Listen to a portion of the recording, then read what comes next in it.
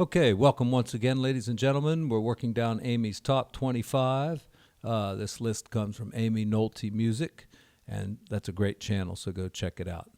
And I'm also trying to get more subscribers for my channel, too, so please hit that red subscribe button. Thanks. Okay, the tunes we've got here are Alone Together, How High the Moon, Softly as in a Morning Sunrise, Bye Blackbird, and Mr. PC. So let's start with Alone Together. Okay, it's a tune in D minor. By the way, down there in the description, I've got a PDF with all 5 of these songs. So it's a 5-page PDF. You can, look at it on your computer or download it. Here we go. D minor. Okay, it just says D minor in the real book, but, almost always you're going to think, well, is that D minor 7th or something like that, or D minor 6th? It could very well be. And in a jazz setting, I think I'd play one of those two. Let's use D minor 7th. Yeah, so.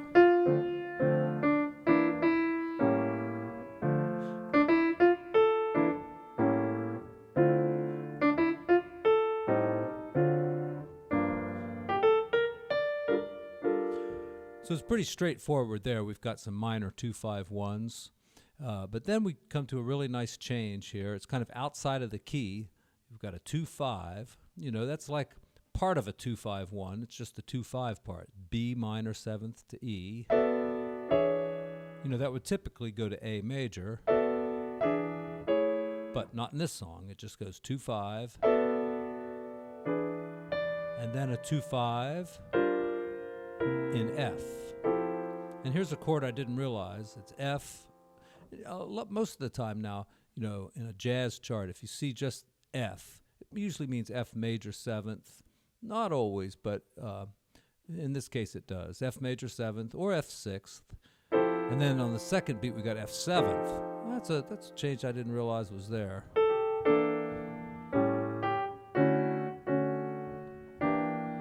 Now notice how many bars are in this song. You've got an 8-bar section, and then it's really like the A section is 14 bars, but think of it as 8 bars first.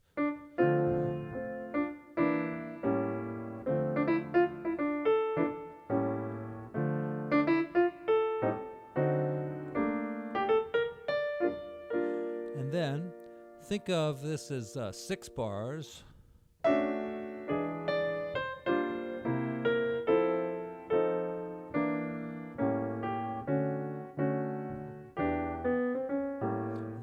To the A section again, and you'll have the same ending, goes to D major 7th. That's kind of an unusual chord too in a song that's in D minor. Well, let's see, what can we do with this song? Well, let's just use some standard voicings. I've talked a lot about open voicings. So the first chord, D minor 7th. Okay, and if that's a little too big for you, 1-5-3-7-3, you can take out the doubled note and bring up the left hand. I think I like that better.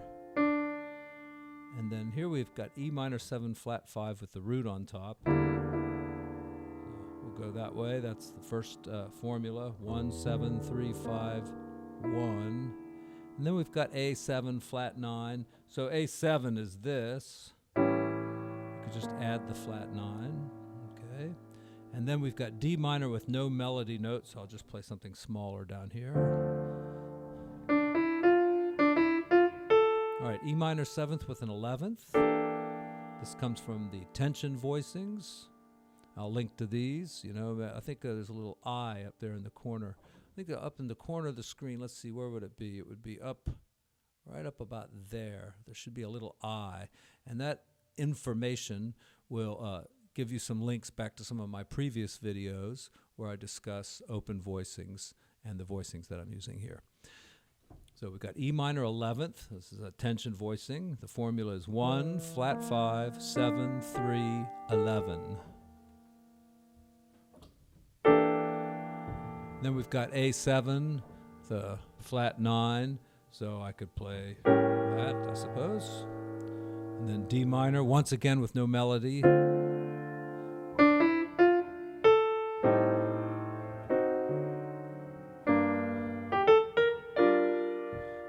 Here I'll use all those standard voicings, the regular standard voicings and the tension voicing. So B minor 11th, then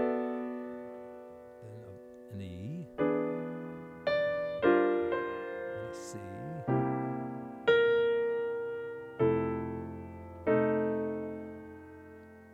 here I'm going to use a bigger voicing than I normally would. I'm going to keep my octave down here and do it this way. Okay, I could kind of treat it as E minor 7th, standard voicing, just changing the top note.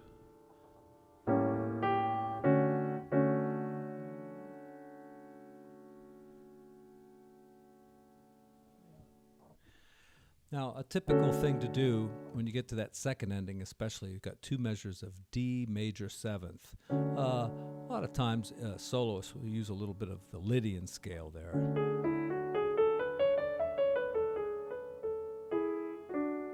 It just gives a nice quality to it.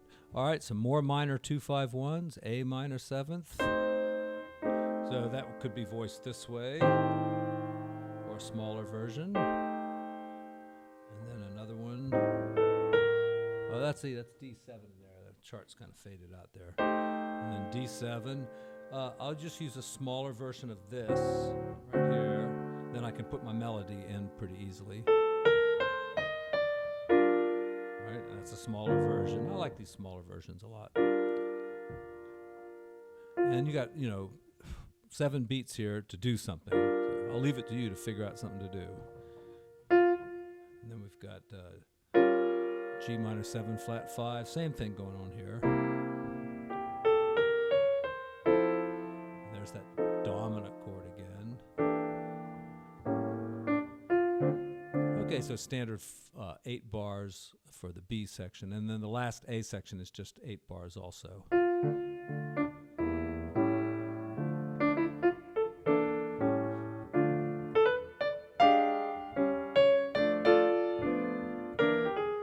So what's the nicest part about this song? Well, it's that B minor E change.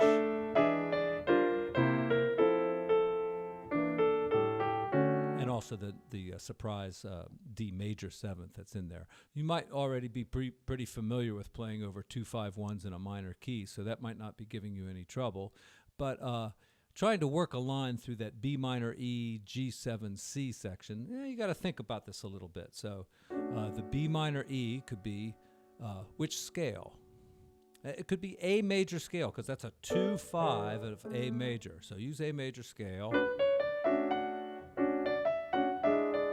So, with using eighth notes in your solo, you only got time for four notes on each chord. So it could be, okay. And then we've got a 2-5-1 in F. So let's switch to the F major scale. All right. So we could come up with a line like that.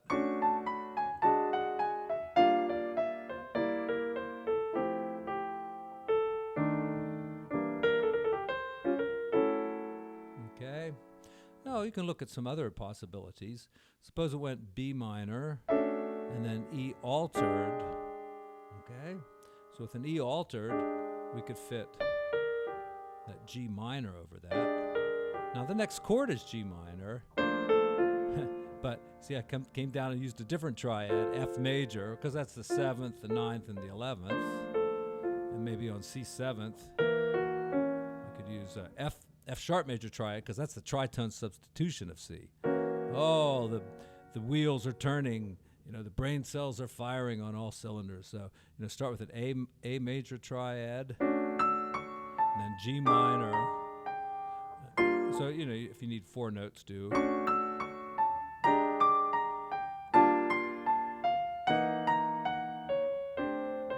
Yeah, that could, lead you to some nice lines if you want to look into that. Okay, let's take the next song. How High the Moon. Let's see. I'm going to just play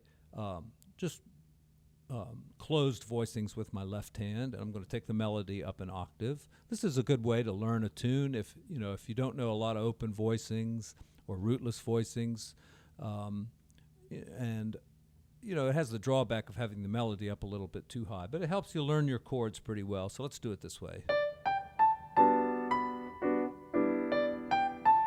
Now, the chart just says G major 7th, but you can interchange G major 6th with that pretty easily.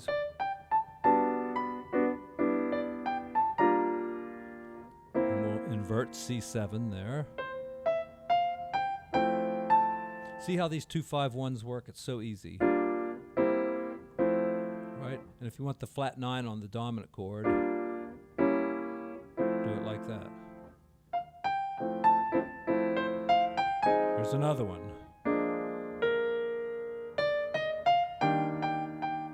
Okay, and then all of a sudden you've got to jump to the key of, well, back into the key of G with a 2-5-1.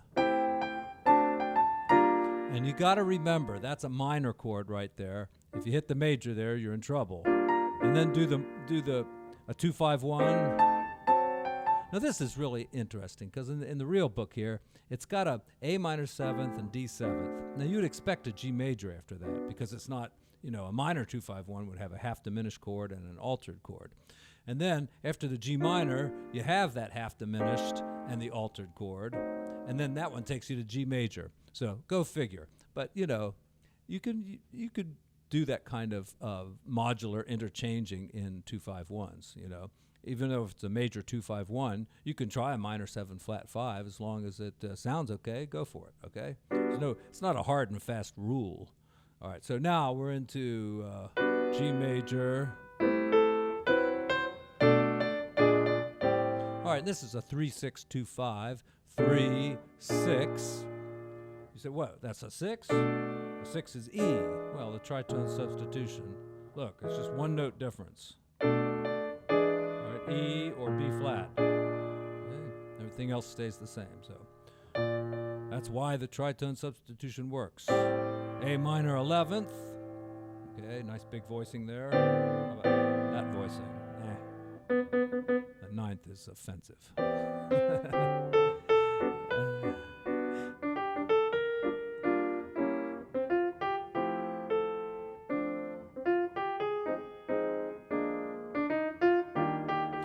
You don't have to take the melody up a whole octave here. You can pretty much fit the chords in down below. So I'm going to take the song from the top again.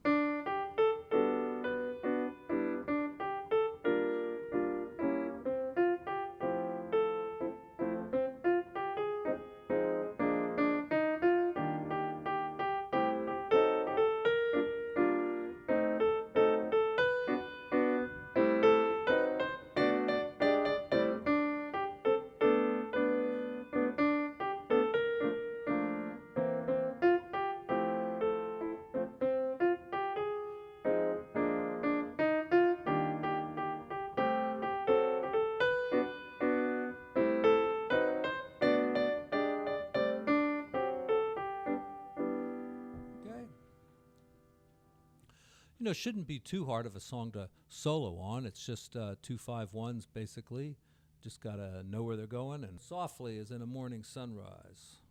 All right, so once again we have a song full of 2-5-1s, and this time we're in the key of C minor. All right, so...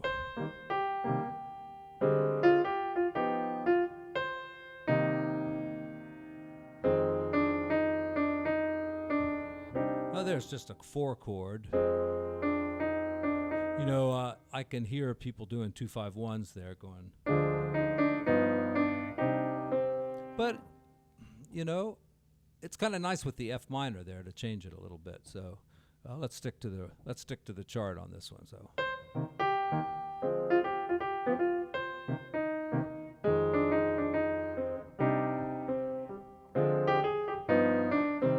Let's take that last 2-5-1. You got D minor 7 flat 5, but the melody note is G. So there it is. And then we've got G 7th, and there's our melody note, which is the flat 13. And it also says flat 9 on the chart, but our standard voicing there, our tension voicing, just gives us that chord perfectly. Both of them, in fact. And then you're pretty low, so what are you going to do down here? You just put a C minor. And to get this low, sometimes a closed voicing, just to keep the notes from being way, way, way down there. So C minor like that. All right. Another little 2-5-1. Same thing again.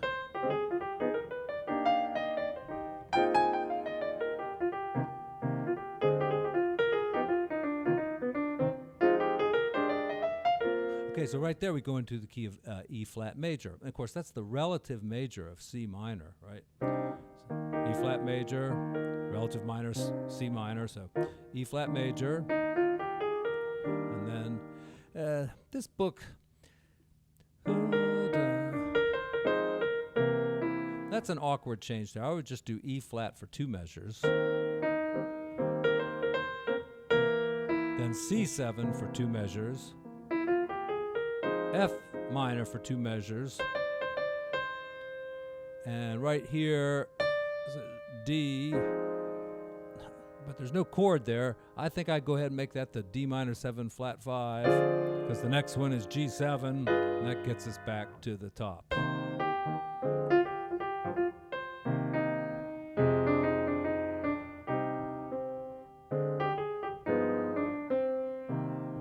All right.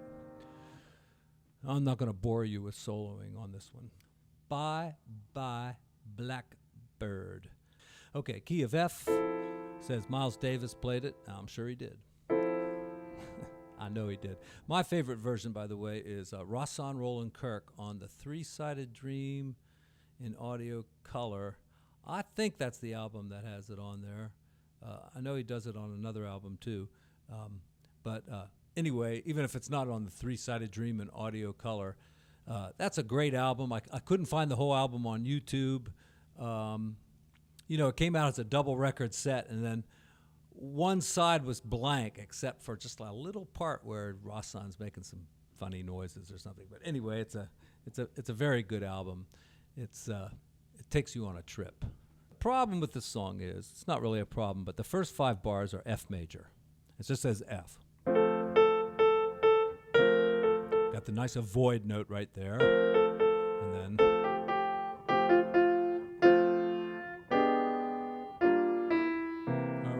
so believe me, people will put 2-5-1s all over the place here, like F, and then, right? Okay, and then back to F, and then another 2-5-1. Maybe you go to A there, put A on the bass. Is that an A minor chord, or is that an F major chord? Steely Dan calls that what is it called? F mu, maybe. F mu, M-U. Yeah. I mean, because you get it in peg. All right. It's a very common chord, but there's no real good chord symbol for it. So I think the symbol is, what would you say that is?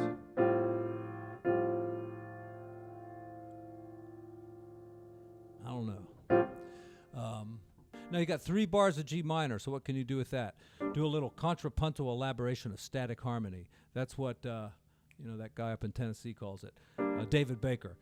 Take G minor and just move this 7th around like that, or you can do it with the 5th.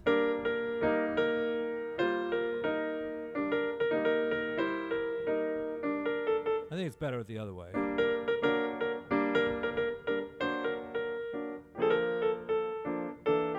Yeah, so just start with a regular G minor. Don't do a 7th yet.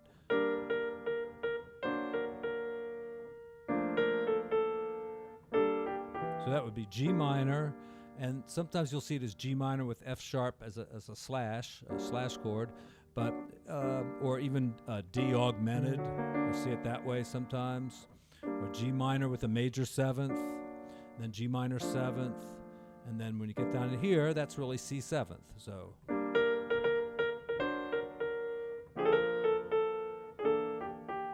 2-5-1, and there you got 2 bars of F. Another 2-5 wouldn't hurt. And then Miles' changes here are he does a chromatic thing starting on C minor. It doesn't work with the melody, so let's just skip it for now.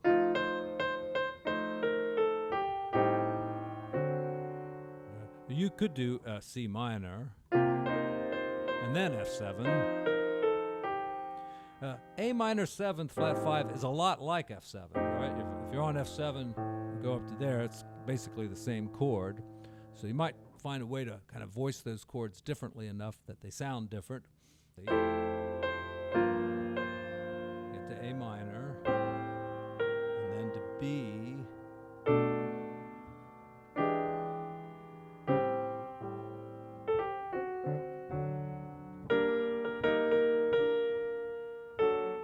Yeah, look, I use a little contrapuntal elaboration of static harmony there. And I like this. You know, that's a backdoor way of getting to F. You do the subdominant and the sub-subdominant.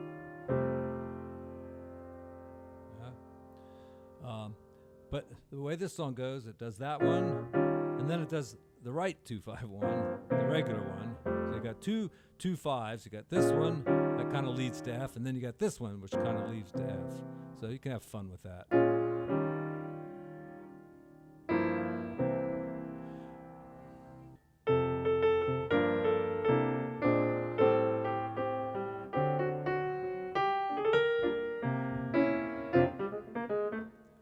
Three-Sided Dream in audio color.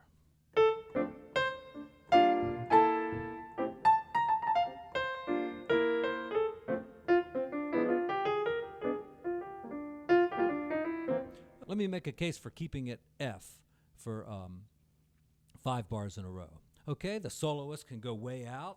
The bass player can hit F as the very first note and then walk all over the place. You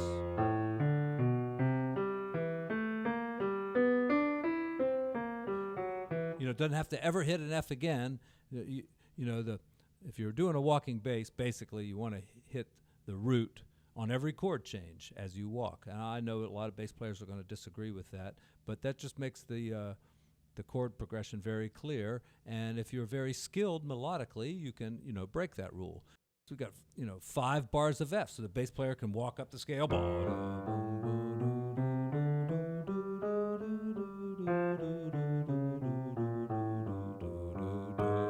Then you need to get to the A flat.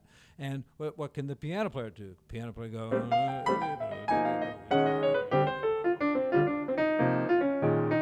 You know, you can go, if you're just thinking F, you've got a lot of freedom there. You can play around with it. Don't have to think about chord changes.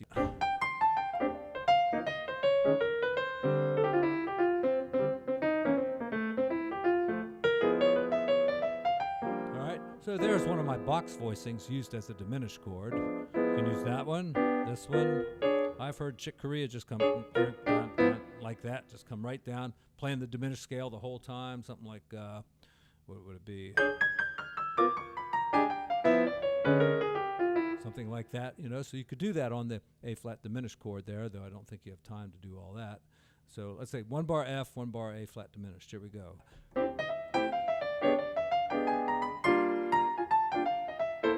Okay, so Bye Blackbird. Oh, the Miles Davis change. All right, the second, like bar, what would it be? Bar 17, you know, the second half.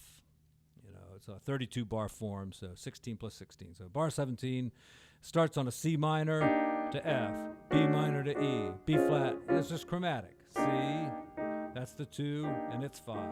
And then B, it's 2, and it's 5. B flat minor, which is the 2, and E flat 7. And then A and D. And that gets you where the song normally takes you, right? That's four measures right there. So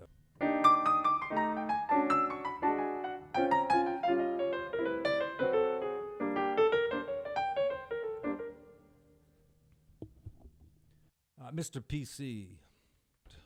So C minor, it's a C minor blues, I believe.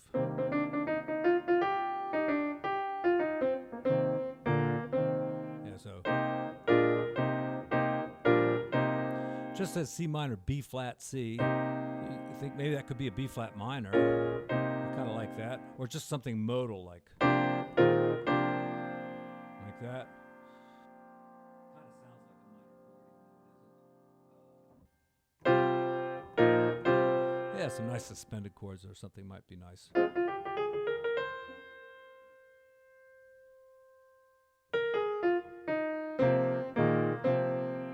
Just a stack of fourths is nice.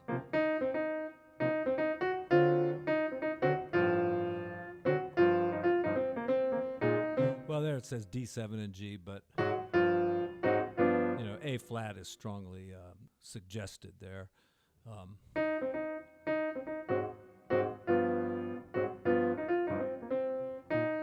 And even if you play, say, D flat to G, right, you have no control over whether that's, I'm sorry, I should have said D altered to G altered. You have no control over whether that's D altered or A flat unaltered, because if the bass player plays A flat, that's an A flat unaltered. If he plays D, that's D altered. So, play the rootless voicings and you stay out of trouble. Now, what are you going to do with Mr. PC?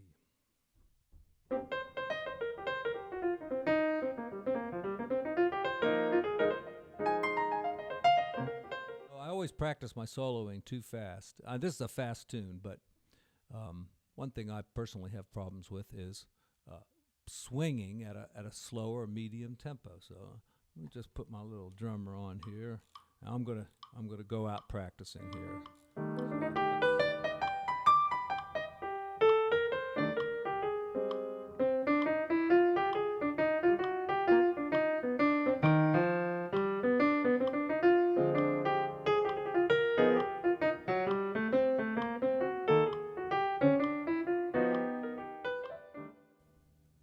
People come out with lists of things, but music is still somewhat kind of geographical. Stuff that's popular on the West Coast might not be as popular in Georgia. For instance, I'm kind of compiling my own list of 25 tunes that Amy forgot. No offense, but in Georgia, for instance, the song Georgia, you got to know it, and that's where I'm at. So also, Midnight Train to Georgia, perhaps. So anyway, I'm working on the list here. I got Amy's list, my list. I've got 12 songs so far.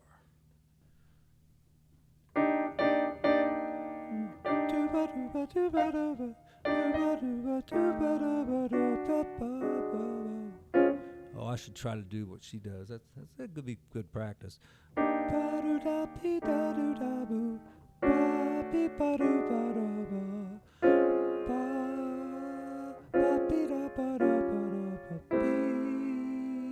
I don't even know what notes I'm singing there.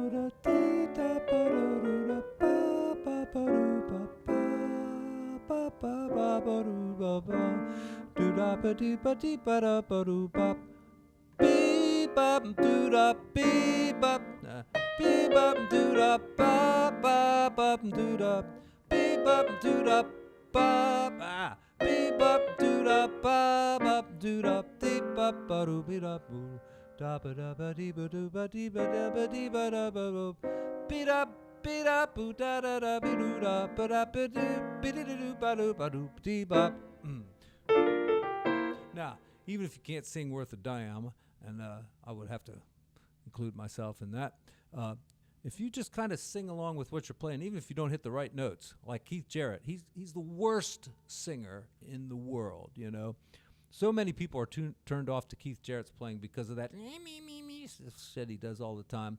But many pianists are very vocal when they solo because it's just like a saxophone player. You're really, when a sax player plays or a trumpet player plays, they have to put their whole kind of vocal ability into it. It's really like speaking. And so if a piano player does the same kind of thing, and sings along with what they're playing, you don't have to do it very loud, and you can just kind of grunt like Oscar Peterson and Earl Gardner. You could hardly hear what they were saying. Keith's the obnoxious one. But we forgive him because he plays so damn good. So let me try a little soloing here, singing along.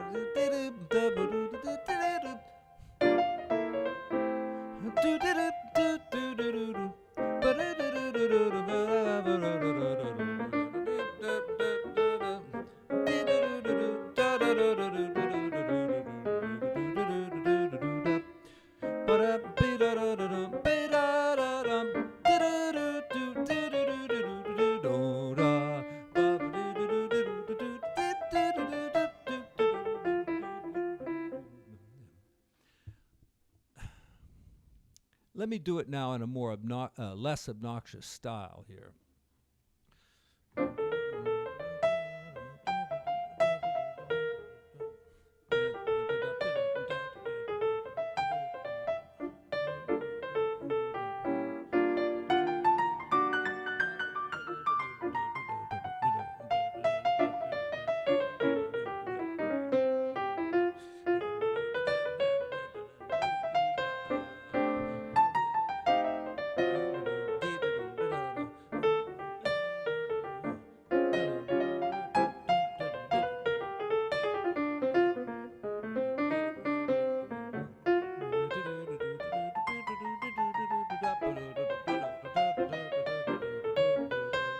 You know, and on a gig, you probably won't have a mic right in front of you either. So, you know, that probably wouldn't be noticed. And it would help you phrase better. And, you know, I think a lot of what Amy says is true that, you know, if you actually work on your singing and your vocalizing, it can only serve to improve what you're doing, I think. Make it more human, more personal.